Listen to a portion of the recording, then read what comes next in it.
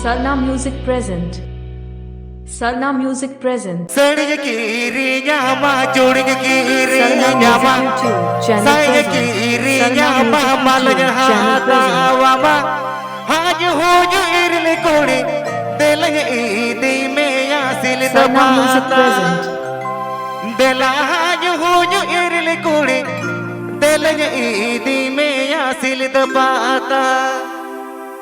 सड़िय की रे यामा साइय की रे याम जोड़िय की रे यामा मालय हाता वाम सड़िय की रे यामा साइय की रे याम जोड़िय की रे यामा मालय हाता वाम आज हो जो इरले को दिलय ईदी में या दिल दबाता दिला आज हो जो इरले को दिलय ईदी में या दिल दबाता आप इसे जोमदार Sarna Music present YouTube channel sent on.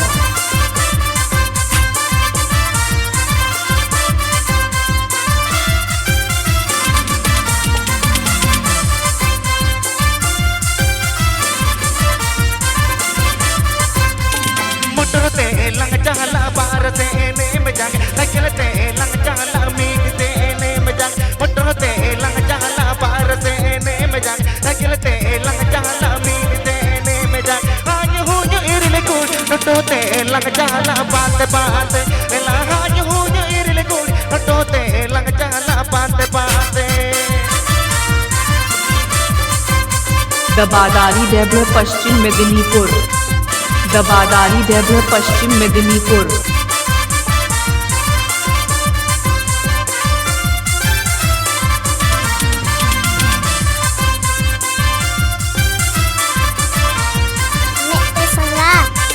सड़िय की रे यामा जोड़िय की रे याम साइय की रे यामा मालय हाता वाम सड़िय की रे यामा जोड़िय की रे याम साइय की रे यामा मालय हाता वाम आज हो जो इरले को दिलय ईदी में या दिल दबाता दिला आज हो जो इरले को दिलय ईदी में या दिल दबाता Sarna Music present and Avijit Mandi mix. Sarna Music present and Avijit Mandi mix.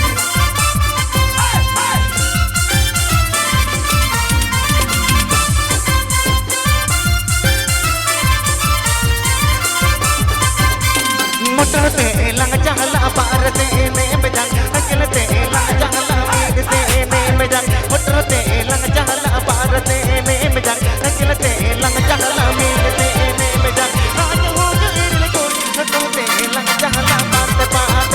ला आज हो जो इरले को टोते लंग चाला बात बात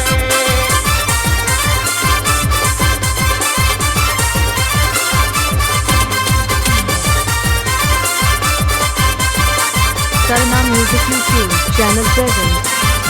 Sarna Music YouTube channel present.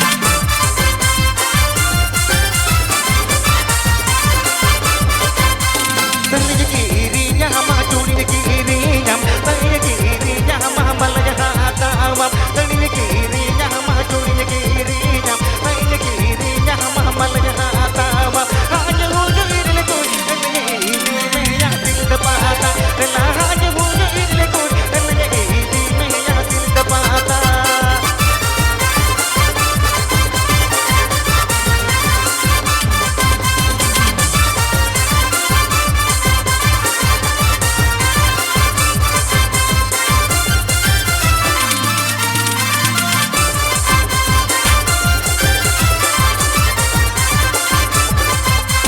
मुटरते लंग चाला बारते ने मजाक तकलते लंग चाला मीटते ने मजाक मुटरते लंग चाला बारते ने मजाक तकलते लंग चाला मीटते ने मजाक आज हो जो इरले को टोते लंग चाला बात बात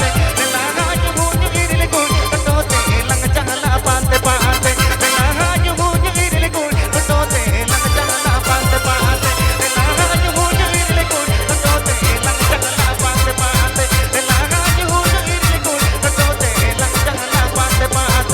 ला आज हो जो इरले को टोते लंग चाला आप इसे जोमदार Sarna Music present YouTube channel sent on.